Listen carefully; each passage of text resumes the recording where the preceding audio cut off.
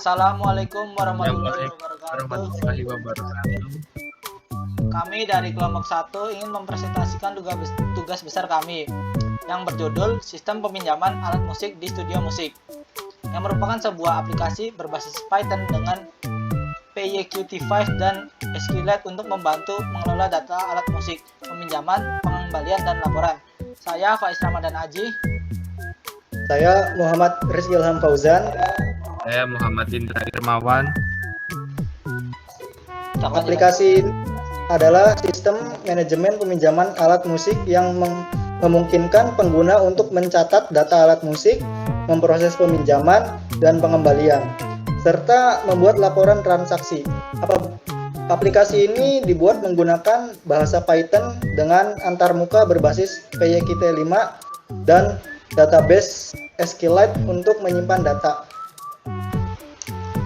Berikut merupakan cara menggunakan aplikasi. Pada saat pertama kali masuk aplikasi, kita akan langsung masuk ke menu dashboard. Di sini terdapat beberapa menu yang disediakan. Pertama ada alat musik, kemudian ada user, ada peminjaman, ada pengembalian, ada laporan. Pertama saya akan menjelaskan alat musiknya dulu. Di sini contohnya sudah ada, yaitu ID alatnya, misalkan gitar, ID-nya 1001, stoknya ada 10, harga sewanya 75.000. Pertama, jika kita ingin menambahkan, kita bisa masukkan ID alatnya dulu. Contohnya saya di sini akan memasukkan ID alatnya 1002, nama alatnya misalkan drum, stoknya misalkan ada 5, harga sewanya misalkan 100.000. Kita bisa langsung save saja. Jika ingin diubah, kita bisa langsung masukkan ID alatnya dan tekan enter, maka langsung akan muncul. Kita bisa tambahkan misalkan stoknya, di save. Lalu kita juga bisa menghapusnya dengan memasukkan ID alatnya dan mendelete. Di sini ada fitur yang bernama users. Nah, di sini sudah ada datanya. Yang pertama itu ada ID usersnya 1001, namanya Fauzan, emailnya fauzan@gmail.com, nomor teleponnya ini. Nah, kita bisa menambahkan user lain. Contoh, kita akan menggunakan 1002. Namanya misalkan Faiz. Emailnya faiz@gmail.com.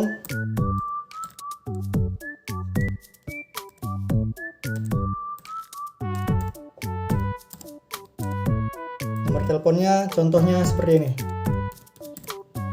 Lalu kita save.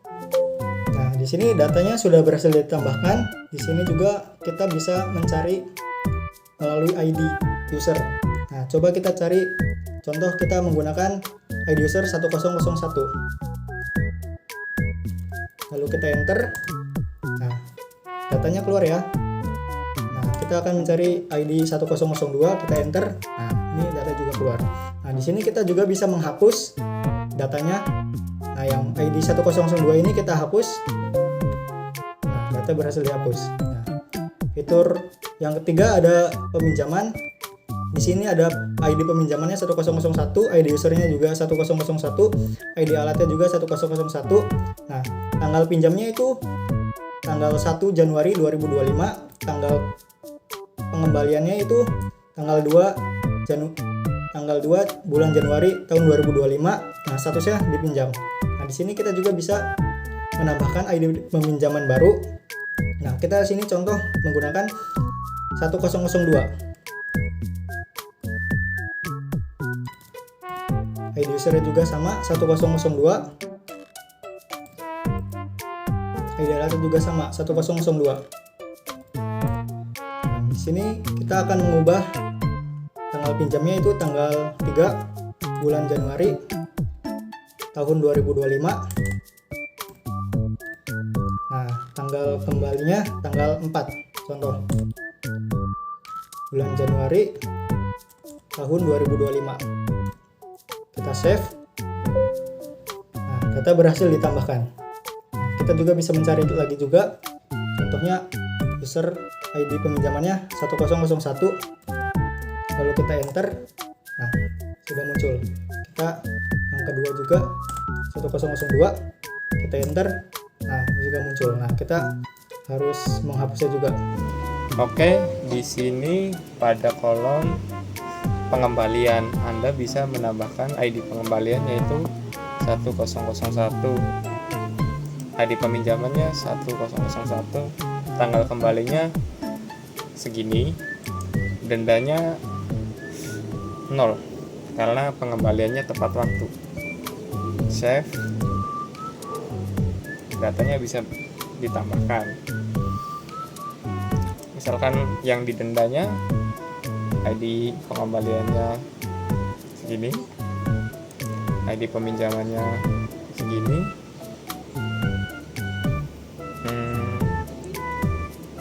dendanya misalkan 100.000. Save, data berhasil ditambahkan. Misalkan juga mau dihapus, caranya masukkan ID kembali lalu tekan enter, klik delete, data berhasil dihapus. Oke, saya lanjutkan pada kolom laporan. Anda bisa menambahkan ID laporan, ID peminjaman, total biaya dari unitnya, keterangannya baik, tepat waktu. Save, data berhasil ditambahkan. Atau Anda bisa menambahkan data yang lainnya, ID peminjamannya, total biaya karena satu ditarik 75.000 berarti 150.000 untuk 2 unit. Keterangannya tepat waktu juga. Save. Dengan fitur yang sama Anda juga bisa menghapus keterangannya.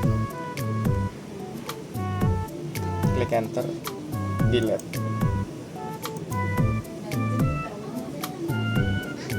Oke, segitu saja. Hasil dari aplikasi ini adalah data alat musik tersimpan dalam database dengan detail lengkap. Sistem mencatat setiap transaksi peminjaman dan pengembalian alat musik. Laporan dapat dibuat secara otomatis berdasarkan data yang telah masuk. Memudahkan manajemen alat musik dalam suatu organisasi atau komunitas. Kekurangan aplikasi. Beberapa kekurangan aplikasi antara lain antarmuka yang masih sederhana dan dapat dikembangkan lebih lanjut agar lebih interaktif. Tidak memiliki fitur autentikasi pengguna sehingga siapapun dapat mengakses data. Masih berbasis desktop dan belum tersedia di web ataupun mobile. Demikian presentasi dari kami mengenai sistem manajemen peminjaman alat musik ini. Semoga aplikasi ini dapat memberikan manfaat dan menjadi dasar untuk pengembangan lebih lanjut. Terima kasih atas perhatian dan kesempatan yang diberikan. Wassalamualaikum Waalaikumsalam warahmatullahi wabarakatuh.